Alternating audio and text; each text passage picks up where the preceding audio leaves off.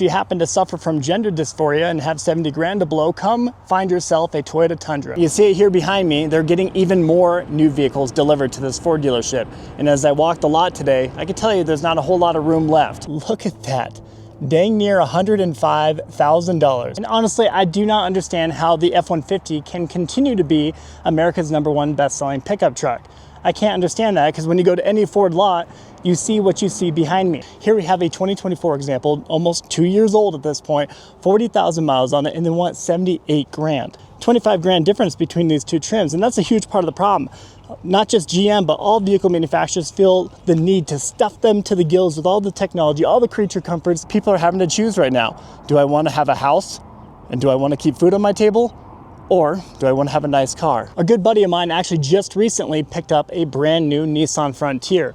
A lot of people who are originally die-hard Toyota Tacoma fans are doing the same. They're jumping to this because it offers a few things that the new Tacoma no longer does. Reliability, simplicity, and affordability. Now, these Ford Mavericks and Ford Rangers cost what F-150s used to cost not that long ago. Perhaps the saddest reality is the middle class has been entirely priced out of the market. And this is what happens when GM hires Californians with an engineering degree. We get monstrosities like this. Hey YouTube, Untamed here. Buying a new truck has become nearly impossible. Price tags of these have gotten completely out of touch with reality, ranging from mid-size, full-size to heavy-duty diesels. You can no longer justify these price points.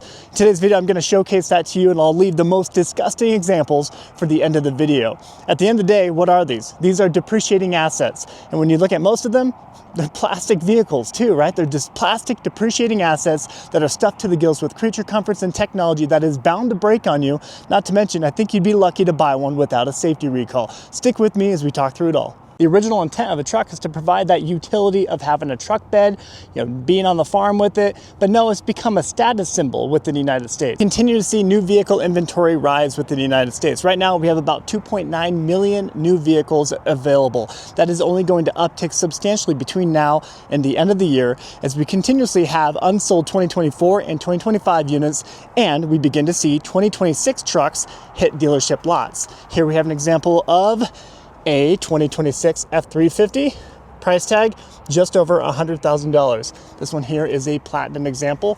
Let's look at one more right next to it. A Tremor example, so it's probably going to be a little bit more. This one's still sporting the 6.7 liter high output Power Stroke diesel, and look at that, just under $104,000 for this F-350 or F-250 platinum.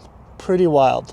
Let's take a look at the numbers real quick. Right now within the United States, the national annual salary per American is about $62,000 to $63,000. Obviously goes up and goes down from there, of course, but 62 to 63 grand.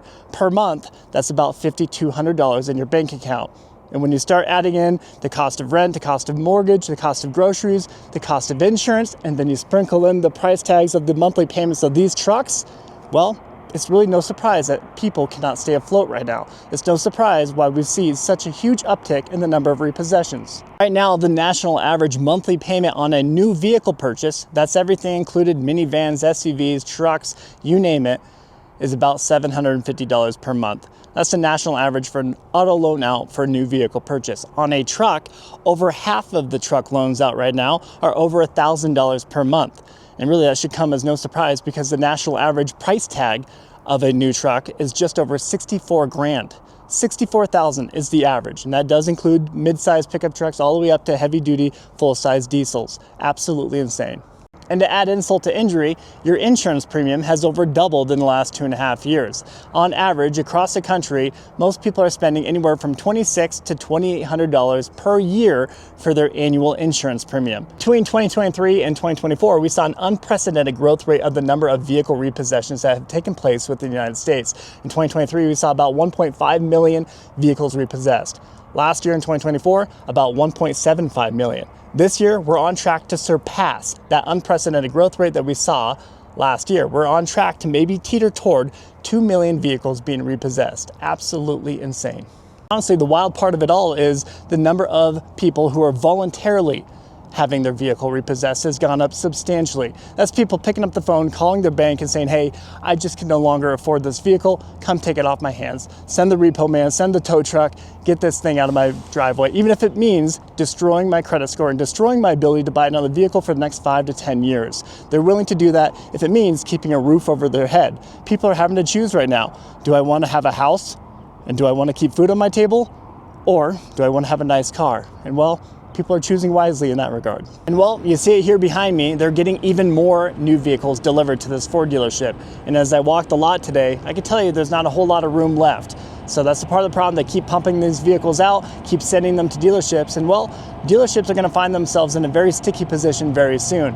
They need to get very creative. They need to get desperate to move this inventory. Otherwise, it's just going to continue collecting dust on their lots and hitting them with that monthly flooring cost that they pay per vehicle here. Every vehicle on this lot is on a line of credit, right? They don't just own all these vehicles. All these vehicles being delivered here, they don't own those. They're not buying them outright. They're on a line of credit, kind of like a credit card with the interest rate triggered on every single unit here. So if they have a few hundred unsold units month to month that carry over a year plus, that's hitting them with an interest rate every single month, bleeding them out. They can only keep up with that for so long. It may come as no surprise, but truck popularity continues to rise with the United States. Americans, we love our trucks, of course. Right now, on the road, trucks make up for about 17% of all vehicles on the road. Last year, 2024, truck sales accounted for about 22% of all vehicles sold. So again, that should come as no surprise because trucks and SUVs are now dominating the market. The sedan, well, it's about dead. Here we have a GMC Sierra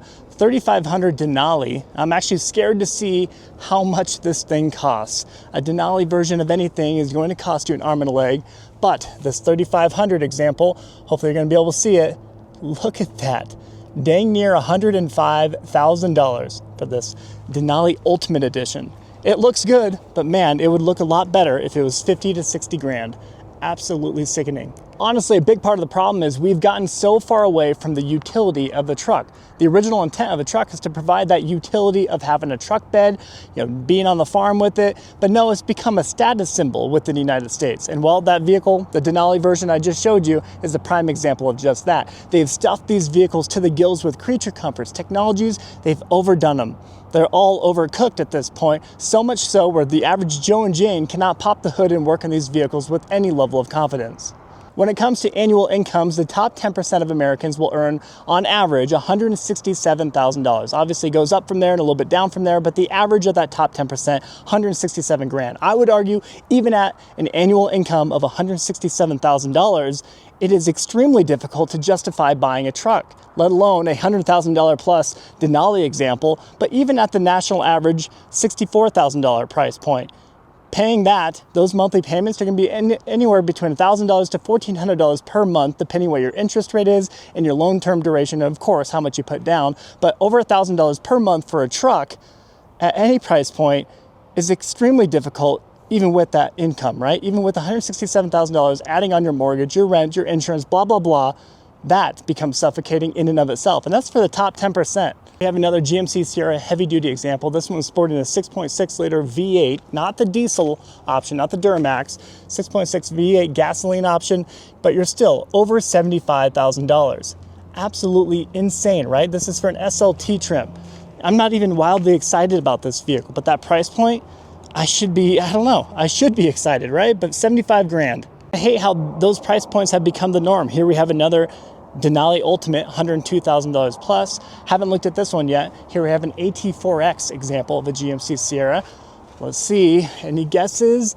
Well, it didn't quite break the six figures, but look how close we are. It is $99,494 for this AT4X. Let's just keep going down the line, rapid fire. Here we have an SLT, another SLT, so probably in the 70s.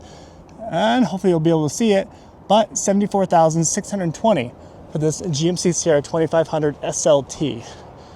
Let's do one more. This is not an AT4X, but an AT4 rather. Let's get an idea of what removing the X will do to the price tag. If you remember, the AT4X was $99,000. This one here, hopefully you can see it, $91,450. Absolutely insane. It blows my mind to see these price points. And really, it's no surprise to me as to why so many of these have been sitting here for several months on end. I've yet to see this color before. It's called Coastal Dune. Coastal Dune GMC 3500 AT4. Again, not an AT4X. About 93 grand. Enough of the heavy duty examples. Let me show you a few different trims of the GMC 1500 here, okay? Here we have a GMC 1500 AT4, and over here an elevation trim. Let me show you how much they want for the AT4. Okay, geez, not even that much different. Look at that, $75,205 for a 2026 GMC Sierra 1500 AT4. That really isn't too far off from the heavy duty, the 2500 and 3500 examples over there. Let's look at the elevation trim right next to it. What do we got? $66,575 for this GMC 1500 elevation. Let's check out the big dogs. We got a Denali example and an AT4X over there with the Bison or AEV package, excuse me. Let's check it out. There's no price tag on this one, but I would wager the Denali is teetering toward the $90,000 price point. This is the AT4X. Let's see what we got here. This one has been here for a while. $85,500 for the GMC Sierra 1500 AT4X. 85 grand. And this price tag here just feels ludicrous to me. Here we have an already almost 3-year-old GMC Sierra 1500 AT4X. Originally, they wanted $68,000 for it. But look at that, almost 60,000 freaking miles on it. They now have it discounted, quote unquote discounted, down to 63,900, 64 grand. Pretty wild. That feels ludicrous to me that they would want that much for a used example with that kind of mileage on it. No thanks. I guarantee it, that person who traded this in didn't get anywhere near that. Perhaps you're interested in a 5 to 6-year-old GMC example here. 2021 Sierra 1500. They originally wanted $42,000, but look at that, almost 100,000 miles. Teetering toward 100,000 miles, and they now want 40 grand for it. 40 grand for a truck. I mean, the life has been already sucked out of this example. It's not a diesel option. It's not going to run for really too much longer. It's a GM product, right? So it's not going to run for too much longer than 150,000, if we're being honest with each other, without a major overhaul of some sort. We have a 2021 Chevy Colorado ZR2. Originally, they wanted 40 grand for it, but look at that, almost 90,000 miles on it. Now you can't see it, but the green placard there has it discounted to $37,000. 37 grand. Would you pay that much money for a truck with dang near 100,000 miles? Unfortunately, one thing that a lot of Americans get fooled with is the lesser price tags on a used model, right? And it's not much less compared to the new examples. You just saw the new price tags over there on the full-size heavy-duty Sierras, right? The 2500s and 3500s. You just saw it. Here we have a 2024 example, almost 2 years old at this point, 40,000 miles on it, and they want 78 grand. 78 grand. And let me remind you guys, when you finance a used truck or a used vehicle of any sort, you're going to get a higher interest rate. And I think a lot of people forget about that. You're going to get a higher interest rate. Banks do not offer these great incentivized rates on used vehicles. So the national average right now is right around 11%. 11% APR interest rate on a used truck is ludicrous, absolutely sickening, okay? On a new vehicle, if you were to go buy one of those new examples over there, you're likely to get an incentivized rate of 2.9%, maybe 1.9% over 60 months or 72 months. You can do that on a new example. So over the course of the loan, over the course of your ownership, you're going to be spending a lot more than for the used example compared to the new one, if that makes sense. Just in interest alone, you're paying more for the used one. But people get sticker shock when they look at the new price compared to this one here. And this is what happens when GM hires Californians with an engineering degree. We get monstrosities like this, okay? Here we have a 2026 GMC Sierra EV AT4 max range. Look at that max price tag though, $94,815. This is absolutely pathetic. More often than not, you can easily land a 0% interest rate over 60 months because, well, nobody wants these things. Nobody's buying them, and well, look at the price tags. They make 0 sense. Most people trying to buy a pickup are not trying to get an electric version of it. And believe it or not, right now, the vast majority of Americans who earn over $150,000 per year, they claim that they are still living paycheck to paycheck. They claim that all their expenses, the vast majority of their expenses, are going toward the necessities, keeping a roof over their head, their rent, their mortgage, their car payment, blah, blah, blah. They're not putting any money towards savings at this point. which is pretty telling, right? Between the astronomical price tags on dang near every truck today, combined with the fact that they're lessening the displacement size and hybridizing and turbocharging absolutely everything, people are actually gravitating back to the Honda Ridgeline. The Honda Ridgeline has a naturally aspirated 3.5-liter V6 underneath the hood that still offers a level of peace of mind when it comes to reliability. The price tag still pretty expensive, but when you compare it to the competition, like the Toyota Tacoma, all the Tacomas generally are over $50,000. This here, we have a Trail Sport example. I'm sorry, you're not gonna be able to see it, but just under 47 grand. Not cheap by any means, but at least you get a level of peace of mind and you don't have to compromise when it comes to the engine. A good buddy of mine actually just recently picked up a brand new Nissan Frontier. A lot of people who are originally die-hard Toyota Tacoma fans are doing the same. They're jumping to this because it offers a few things that the new Tacoma no longer does. Reliability, simplicity, and affordability by comparison. We still get a 3.8-liter naturally aspirated V6 underneath the hood of this, and well, a little bit more backseat space compared to the new generation Tacoma, and overall, it just feels more simplistic. It feels more truck-like by comparison. Remind you of how much these go for. Here we have a few Pro 4Xs here. The Pro 4X is the quote-unquote top of the line Nissan Frontier. Just over $50,000. You can easily get $5,000 to $8,000 off of this quite easily with very minimal negotiation. He did without even trying. Here we have an example that's kind of more decked out. We got that bed rail out back, $52,000, has this little chase rack. So definitely interested, not my cup of tea, but the price tag does make sense. I think we're going to see a very similar thing happen with the Nissan Titan that we saw with the Toyota Tundra. Toyota did away with the 5.7-liter V8 that we had in the previous generation Tundra. Now they have a twin-turbo V6 and a hybridized twin-turbo V6 in the i4 Max. This right here was the last year of the Nissan Titan, a 2024 Nissan Titan with pretty low miles on it, but people are going to want to jump back to this because it does sport a more reliable, more simplistic 5.6-liter V8. They did away with the Titan. They'll likely bring back a new generation soon, and they will likely, unfortunately, put a twin-turbo V6 into it. That seems to be the way that we're heading, but I'm hopeful Nissan will choose to keep a V8 option. Nissan will likely put the same exact engine, which is a twin-turbo V6, into the next generation Titan, if and when that ever comes out, right? The Armada here used to sport the same exact 5.6-liter V8 that the Titan did. Well, not anymore. Perhaps the saddest reality is the middle class has been entirely priced out of the market. Here we have a Z71 Chevy Colorado and a ZR2 over there. The Z71 even, look at this, sporting a 2.7-liter Turbo Max 4-cylinder, turbocharged 4-banger underneath the hood, still just under $49,000. Let me remind you of how much they want for the ZR2 these days. These are astonishing. So although they're cool, they're a good looking truck, right? But still, it still has that 2.7-liter turbocharged 4-banger underneath the hood. But look at that, dang near $60,000 for a mid-size truck with a turbo 4-banger. How about that? Remember the days where you used to be able to buy a Chevy Silverado and not totally break the bank? Here we have a high country example of a Silverado 2500. Get a load of that price tag. $93,410 for a Chevy Silverado. What in the world? We have a Chevy Silverado 1500 Custom, so a little bit more of a lesser trimmed example. I would expect high 30s, maybe low 40s, but no, instead we have $49,345 for the Silverado 1500 Custom. White sands in color. You tell me, were you dropping 50 G's on that?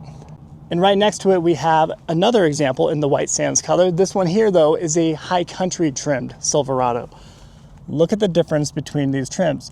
$74,495 for the high country. 75 grand, dang near. Absolutely insane. 75 grand. 25 grand difference between these two trims, and that's a huge part of the problem. Not just GM, but all vehicle manufacturers feel the need to stuff them to the gills with all the technology, all the creature comforts, all while maximizing that profit margin. The profit margin on this high country is probably 100% more or even more than that comparatively to the Custom here. So that's why you see always a lot of high-spec, high-trimmed example trucks sitting collecting dust on dealership lots because they can maximize a profit margin for both the manufacturer as well as the dealership alike. Clearly, vehicle manufacturers need a wake-up call. But what is that wake-up call going to look like? What do they need to see in order to change something, right? These price tags, they're out of touch with reality. They're out of touch with the actual incomes of most Americans. Most people cannot afford these trucks now. And well, that's abundantly clear when you look at the inventory levels continue to stack up. Eventually, they only have one choice, and that choice is to reel back, slow, or even halt their production at their assembly plants, assembly lines, begin to slow that production rate. And that's not good for anybody. It doesn't help the vehicle manufacturer, right? We have seen that consistent growth in new vehicle inventory, and that's going to continue to be the case as we teeter deeper toward 2026. A big part of the rub for me is now these Ford Mavericks and Ford Rangers cost what F-150s used to cost not that long ago. Here we have an example of a Ford Ranger XLT. Get a load of that. Blows my mind. We're at $45,860 for a Ford Ranger XLT. This, to me, in my mind, will always be a $30,000 to $35,000 truck maximum, okay? Here, let me show you. We have a Ford Maverick. This was originally intended to be a $20,000 pickup that any American can go out and buy. Those were words from the Ford CEO. Now look at us. 37 grand on a hail sale. It's been damaged, right? It's been beat up by hail. But this Lobo edition here originally has a price tag of, hopefully you're gonna be able to see it, but $42,345. What in the world? That's over double what the original intent was. Let me show you a couple more examples here. Here we have a Lariat trimmed Ford Maverick. 41,000, hopefully you can see it, $41,125. What in the world, right? One more. Let's look at one more. Maybe look for a different trim. Here we got a couple XLTs. Let's look at the XLT example. This should be a lot less. $37,000 for the XLT Ford Maverick. Even with plenty of hail damage, you're still spending over $73,000 for a Ford F-150 nowadays. This one happens to be the Tremor trimmed example, but 73 grand. You buying it? Ford F-150 STX tends to be among the most affordable trimmed examples of the F-150, and even with hail damage, you're looking about $50,000. You buying it? And honestly, I do not understand how the F-150 can continue to be America's #1 best-selling pickup truck. I can't understand that, because when you go to any Ford lot, you see what you see behind me. Just lines upon lines of unsold inventory. Granted, to be fair, of course, Ford massively overproduced the vehicle because they know that they will likely sell. That's obviously why they do it every year. But right now, more than ever, you're just seeing this. Lines upon lines of unsold inventory. That's going to continue to be the case as we teeter toward 2026. And to be frank, I'm actually shocked that Ford brought back online the F-150 Lightning. This was a huge disaster for the brand, a huge disaster. They lost over $4.2 billion over the course of two and a half years just on their EV segment alone. And well, the F-150 Lightning was at the core of that problem. Go to any Ford dealership about a year and a half ago, you saw just lines upon lines of unsold Lightnings. Nobody wants this thing. Not to mention, get a load of that price tag. This one here, this F-150 Lightning, is a Lariat trimmed example, 74 grand. No thanks. You know I can't talk about trucks and not bring up the Toyota Tacoma in particular. This vehicle here was outsourced completely to Mexico, where they pay pennies on the dollar comparatively to what they were paying Americans out of San Antonio, Texas previously. So they're paying pennies on the dollar to have these things built, and they still upcharge 20 to 23% over the previous generation, third gen, that sported a naturally aspirated V6. All of these here now have a tiny little four-cylinder underneath the hood, a turbocharged four-banger or a hybridized four-banger with the iForce Max. Many of these here are well over 55 grand. If you happen to suffer from gender dysphoria and have 70 grand to blow, come find yourself a Toyota Tundra. These monstrosities are a huge waste of money. Not only do you have that large safety recall with the main crankshaft bearing issue because they left debris in the engine bays of production, that's a huge black eye for this platform here. And it extends well beyond the safety recall that they claimed was only 2023s and 2022s. Many people are struggling with this platform. It is not a good truck. And get a load of the price tag on this Toyota Tundra TRD Pro. Having a TRD Pro Tundra used to mean something. Now it just means you have a hybridized truck. $75,000, well, you're not gonna see it, I'm sorry. $75,544 for this Tundra TRD Pro. That's not even sporting the TRD Performance Package, whatever they call it, which will bring the price tag up to $83,000. No thanks. Guys, if this isn't telling, I don't know what is. This is the used side of the dealership lot here. A used 2024 Toyota Tundra TRD Pro. A used Toyota Sequoia Tacoma here, 2024 example of the Tacoma, of course. A 2025 Toyota 4Runner TRD Off-Road, a used 2025 4Runner. How about that? People are buying these new generation Toyotas and realizing, holy cow, they are not it. These are not the Toyotas of the past. This is not the Toyota that I've grown to love. These are extremely different, and well, they're extremely synthetic now. And that's abundantly clear when you look at the used side of the lot here. Speaking of nameplates that used to mean something, here we have a Toyota Land Cruiser, the LC 250 Prado. It too is plagued with that hybridized 4-cylinder underneath the hood. Turbo 4-banger, but look at the price tag. Dang near $72,000 for this one. Absolutely insane. They look good, but imagine if they had a naturally aspirated V6 underneath the hood. Only then I would consider buying it. Still built out of Japan, thankfully. Over here, the Mexico-built Toyota Tacoma. This is the Trail Hunter. Neck and neck with the TRD Pro in pricing. This one here, get a load of it, just under $66,000. Yikes, since when does a Toyota Tacoma need to cost that much? The Tundra over here, like I said, you would never find a TRD Pro Tundra sitting on a dealership lot for more than a couple days previously. Nowadays, dealers have to price them at invoice pricing in order to move this metal, or plastic I should say. So we'll wrap up the video there. Let me know what your honest thoughts are. What do we need to see from the auto industry at large in order to see an uptick of truck sales again? Because right now, the price tags are completely out of touch with reality. Let's face it, right? And the new vehicle inventory continues to grow because of that. The monthly payments, they don't make sense. People can no longer justify coming out and spending that type of coin for these garbage throwaway vehicles. Let me know what your thoughts are. As always, I sincerely appreciate you taking the time to tune into these videos. If you found any value in it whatsoever, I do respectfully request that you please consider liking and subscribing. Your support means a ton, and I promise you it doesn't go unnoticed. Till next time.